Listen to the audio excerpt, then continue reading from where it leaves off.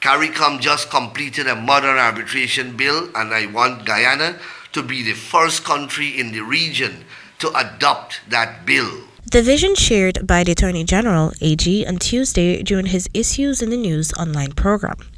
A major part of the government's plans for this year, as disclosed by Nandlall, will be focused on strengthening the country's legislative framework in an effort to ensure that it is conducive to economic development.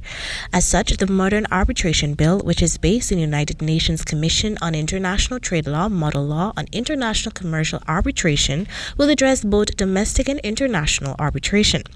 According to the AG, arbitration is the most preferred form of dispute resolution for the oil and gas industry. Whenever we have disputes in the oil and gas sector or in the commercial sector at large, we don't have to necessarily go outside of Guyana to London, to Switzerland, to Singapore, to New York to resolve these disputes. Arbitration involves the hearing and determining of a dispute or the settling of differences between parties by a person or persons chosen or agreed to by them.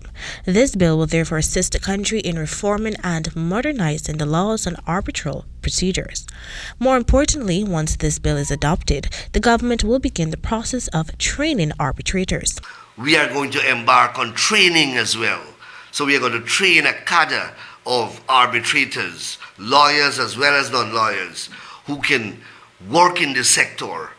And this is something that is independent of and in conjunction with the judiciary, because one can choose whether one wishes to do arbitration within the legal system or arbitration extrinsic of the legal system. Additionally, also in the pipeline of legal reforms is the introduction of a new condominium bill, which he said will be read in Parliament within the first 2 months of the year. That will allow for the establishment of new condominium schemes in Guyana.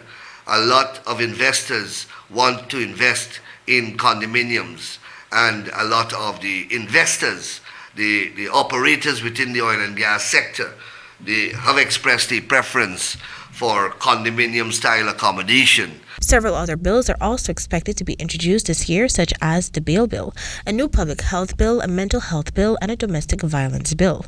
It is also anticipated that consultative work will commence this year for constitutional reform. This, the AG said, is in keeping with the government's manifesto.